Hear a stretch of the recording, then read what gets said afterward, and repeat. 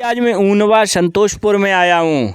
यहाँ आप देख सकते हो एक गरीब परिवार रहता है। ये शर्मा बिरादरी से हैं, ओबीसी बैकवर्ड से हैं। कहीं ना कहीं माननीय प्रधानमंत्री जी ने कहा था कि हर गरीब परिवार को आवास दे दिया गया है पूरे देश में। अब जब गरीब परिवारों को आवास दे दिए गए तो ये समस्याएं कैसे हैं? क्या नाम है सर? शिवनारायण शर्मा। क्या कहना चाहते हो? अरे सरकार से यही कह रहे हैं कि कुछ आवास दें। कितने टाइम से आप रह रहे हो इस 20 साल हैं लगभग। 20 साल ऐसे कई प्रधान आए गए, उन्होंने कहा होगा कि मैं कॉलोनी देंगे। हाँ 15 साल लिस्ट में नाम चल रहा हो, कहीं कुछ नहीं है। बहुत बड़ी बात है कि ओबीसी के लिए बजट ही नहीं, चाहे वो राज्य सरकार हो चाहे केंद्र सरकार हो, ओबीसी और जनरल के लिए बजट ही कॉलोनी के लिए नहीं। इन परिवारों में भी गरीब रहते हैं और बहुत बड़ी समस्या है कि जिस देश में अडानी जैसे उद्योगपतियों का लाखों करोड़ रुपया माफ कर दिया जाता हो, क्या उस देश में इन गरीब परिवारों को आवास नहीं दिया जा सकता है? मैंने एक घटना बहुत बड़ी देखी थी इटावा में चंद्रपुरा गांव। बरसात के सीज़न में 4 बच्चे छोटे छोटे, कक्षा 6, 7, 8 में पढ़ते थे, एक 5 में पढ़ती थी बच्ची, कच्ची दीवार के साए में बैठे थे। रात के 1 बजे का समय था, पानी बरस रहा था, कच्ची दीवार और छप्पर था।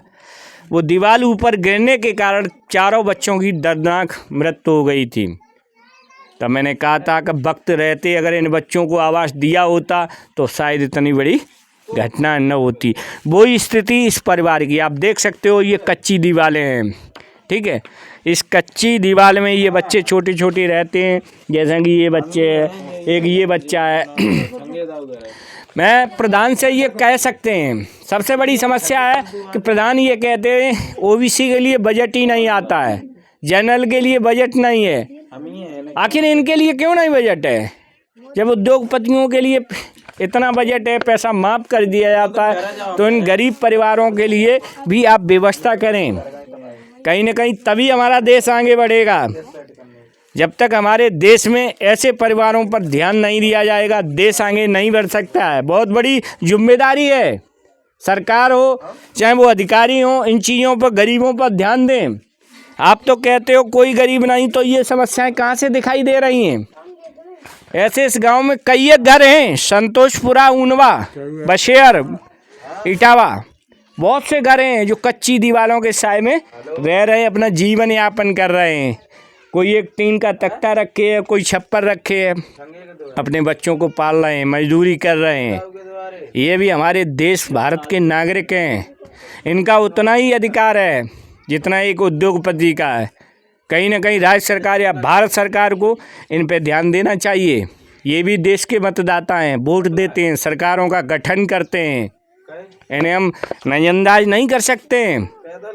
अगर उद्योगपति की बात या सरकारी कर्मचारी, अधिकारी, जिन नेताओं में बहुत सा 3.5-4 लाख रुपया प्रति माह वेतन लेते हैं, आप लोग भी विचार करो। इन गरीबों को केवल आवास दे दो, इनके सर पे केवल छत आ जाए जो रात के टाइम ये अपना समय काट सकें। ऐसी सर्दी में ये लोग कैसे अपना जीवन यापन करते होंगे? कहीं ना कहीं सरकार की जिम्मेदारी है, हम लोगों की चूक है, हमें संभलना होगा, तभी देश आगे बढ़ेगा।